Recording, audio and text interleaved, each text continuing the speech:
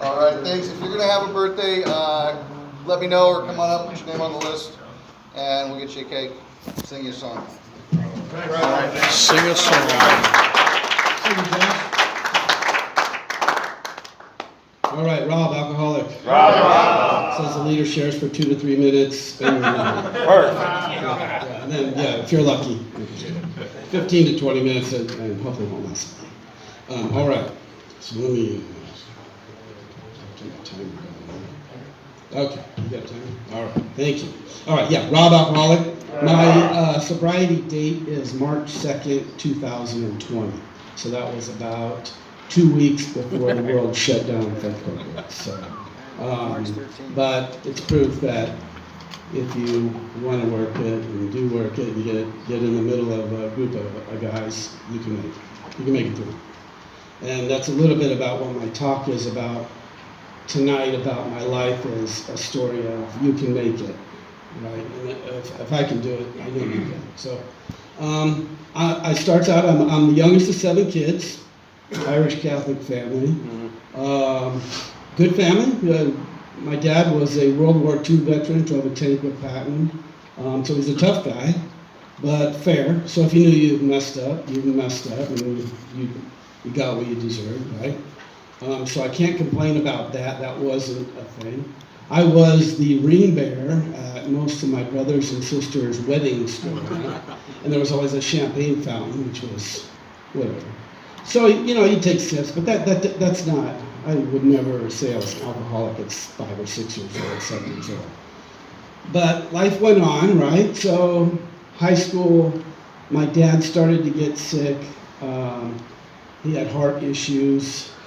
We had a 2-story home. He lived downstairs.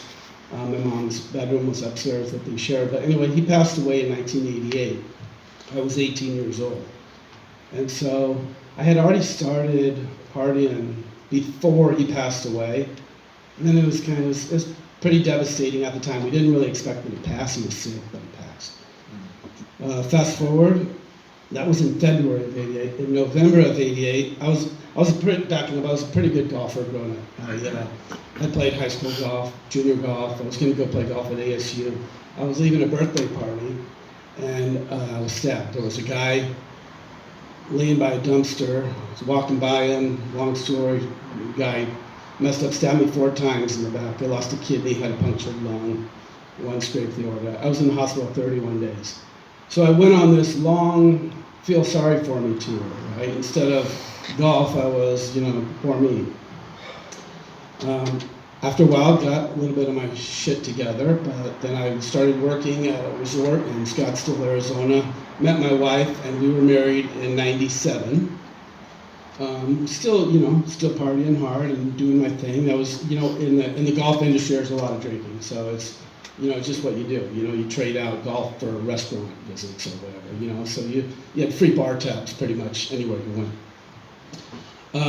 We did get married. I ended up getting married in 1997. We had our first son in 2000. In 2003, Nolan, my oldest, was diagnosed with autism. And so it was, okay, got to jump in the fire and see what we need to do to help this kid out. But I was still partying, right? So got pretty bad. I would stay up all night. I would try to do what I could for him and my wife. But then I would stay up all night and I would be looking at the internet and drinking, right? So 2004, I actually checked into an IOP in Arizona. I stayed sober for, I would call it a dry sober, until 2009.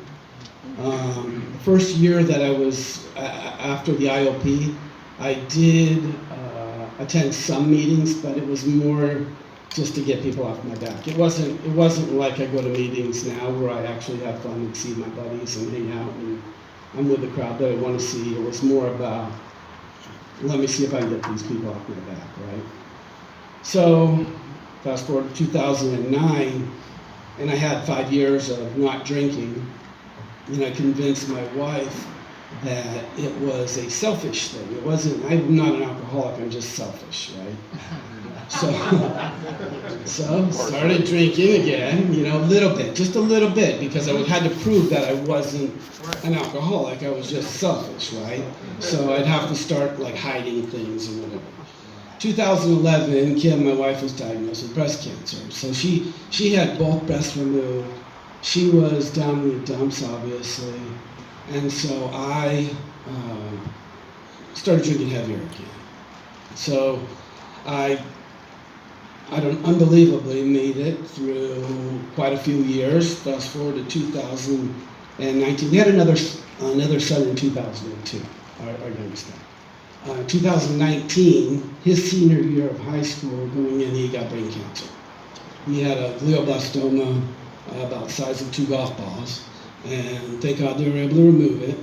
And he successful surgery. He went into Children's Hospital after they did the surgery at Keck. He was there. He was on an immunotherapy, and he got a really bad case of colitis. Sorry. Anyway, so this is 2019. So my sobriety date is March 2nd of 2020. And I was really drinking heavy. I was drinking, to be honest, I mean, it was 8 a.m. in the morning when everybody leave for school or wherever. I'd pop open the vodka. And then, or I'd take my son to a radiation appointment at USC with airplane bottles in my pocket. It's just disgusting. You know you're not feeling good about yourself at all. And it came to the point where my wife and my kids were sick of me too. So it wasn't like they were just sick of me, I was sick of me. So it was that time. I had hit a wall. I was like, okay. I had a little taste of AA from prior, so I knew I need to get to a meeting. I called the guy that I knew, said, hey, where's the meetings around here? I'd never been to a meeting in California. So I went. You guys probably know him, Maurice. Sometimes I called Maurice. I knew him through another a Rotary Club. Anyway, good guy. Sent me the right place. And I showed up at a meeting on a Tuesday night at Roses Road in San Gabriel, and sat next to my friend John back there, who had about a week and a half more than I did, right? And or a couple of weeks maybe. And Louis was the treasurer. And so we started going to a couple meetings, and the world shut down for COVID, right? So it was like, what now? Well, the first couple meetings were on Zoom. And I don't know about you and Zoom. I'm not very good at Zoom because my ADHD or whatever I've got starts looking around at what everybody's doing and everything listening. I'm just looking at 9 boxes of stuff bouncing my head around. I'm like, why did that guy put that screen up behind his head? He looks stupid. So anyway, that was that. So I got lucky. I got a lucky phone call. Louis calls me and says, hey, come over to Mike's. Come over to Captain's house. We're going to have a fire, and we're going to watch Zoom together. So we became known as the Burning Bush. So we would watch, the 4 of us would watch the Zoom meetings from the backyard of Mike's house, and it saved my life. I don't know. I mean, I do know. I think I would be white-knuckling and doing whatever I could if I didn't do that, but that really got me a jump start. Getting in the middle, getting into the center of other alcoholics that understand me was huge. Like where I could sometimes I just laugh. One of my biggest fears in getting sober was that life was just going to be completely miserable, that all the fun's gone, right? So there is no more fun. I have to be, just Mr. Straight Face, whatever. And that's not who I thought I was. Apparently my kids and my wife think I'm a martyr, but I thought I was this nice, funny guy, but I wasn't. So in talking to the other, like these guys sitting around this fire, we would just be laughing. Half the time we'd have to ask ourselves what the topic was of the meeting because nobody listened to what it was. So, but it really, honestly, it wasn't important. The meetings are important, don't get me wrong. The meetings are hugely important. It's what you take to the meeting and what you take from the meeting is what's most important, in my opinion. What I hear from you guys, what I hear in shares, what I'm able to share, it just releases a huge pressure off of my shoulders and gives me the feeling of okay. So and what I mean by that is when I was really drinking, my outer exterior, I would always walk around with what I thought looked like, I could pretend like I was happy to the outside, but I was a complete miserable mess on the inside. I hated the way I felt. I just wasn't loving life. I'd stand in the shower each morning, say the Serenity Prayer because I knew it from when I went to meetings in Arizona. Wait for my wife and kids to leave for school and then I'd start drinking again. That's how stupid it was. It was like just over and over and hoping something's different, and it's not. So anyway, another thing that I really helps too is I have a higher power now. I have a God that understands me. Like growing up Catholic, I'm not downplaying if you attend a Catholic church or whatever church you attend. For me, growing up, God was about, don't do this or you'll be in trouble. Don't do that or this is going to happen, or you're going to go to hell. It's not like that at all. What my God is walks through the day with me, and I say, God, I need your help. I need your assistance. I need you to walk along with me today, and you guide the way. And it's a world you talk about lifting a weight off your shoulders, not feeling like, hey, I have to pretend I'm something on the outside and have this shit going on the inside. Just letting God guide the way is a huge, huge deal for me. So that's a thing.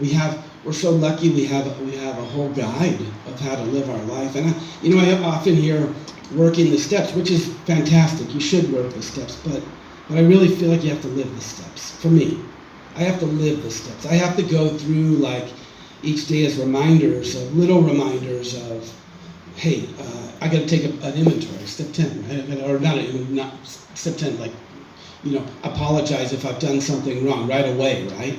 So before, like if I did something wrong, I would hold on to it and just hopefully nobody noticed, right? And it would carry this, and then I would drink to bury that shit, right? Now, it's okay. Hey, I messed up. Here's what I did. And you know what? It's going to be okay. Because I'm not that, if I don't have something to hide, I'm a much better person. I'll tell you a little bit about one of the good things that have really come up for me. I'll tell you, let me back up. Life problems still happen. I'll tell you, even being sober, my son's had several surgeries since he had the colitis. They had to remove his colon. My mom passed away just a couple months ago in June. My father-in-law passed away last year. And this is all during sobriety, and I was there. And I'm thankful I was there. I'm blessed to be there for all of this. And I'll tell you one quick thing, two quick things. Today I went to the doctor. This is typical alcoholic behavior. So I go and do my blood test. I had to get a checkup, a yearly checkup, right? So I had to go do my blood test last week, and I get this email a couple days ago. My appointment was today. I get a couple days ago this email that says, hey, your blood test results have come back. Well, of course, I read it and have no idea what I'm looking at, but I see a red thing next to a number, and I'm like, oh, jeez, I'm dying. So I go to the doctor today, and he's like, man, I'm really proud of you. I'm like, what? What did I do? He goes, your numbers have really gone down since the last. I'm like, oh, I was just looking at them. It looked like one was red and high. And he's like, maybe a little high, but compared to what you were, holy shit. My triglycerides, I don't know if you guys know about triglycerides or anything, but they were 1,400 before. Now they're less than 200. Whoa. It's incredible. It's an incredible difference. Like, he's like, well, what are you doing? And I never check the box at the doctor that says that you have a problem with alcohol or drugs, because I have this thing like, oh, the insurance is going to see that. But I tell the doctor. I'm like, I don't trust them. So, anyway, That's my, I just ratted myself out. I did my, whatever. Publicly. Yeah, so I got that going. So, anyway, and then the last thing I wanted to say is when my mom passed away a couple months ago, I had a dream. The night before, I was in Arizona for the funeral, and I was laying in bed at this hotel. My wife and my kids were there, and I had this dream woke me up, and it was that I was waiting for my mom's funeral, and a busload of guys came from the meeting that I knew and picked me up.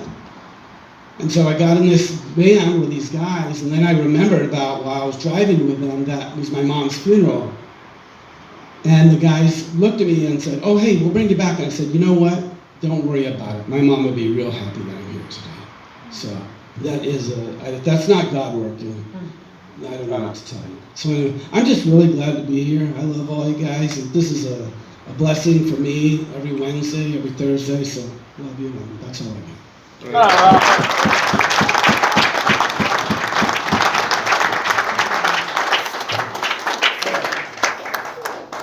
I'd now like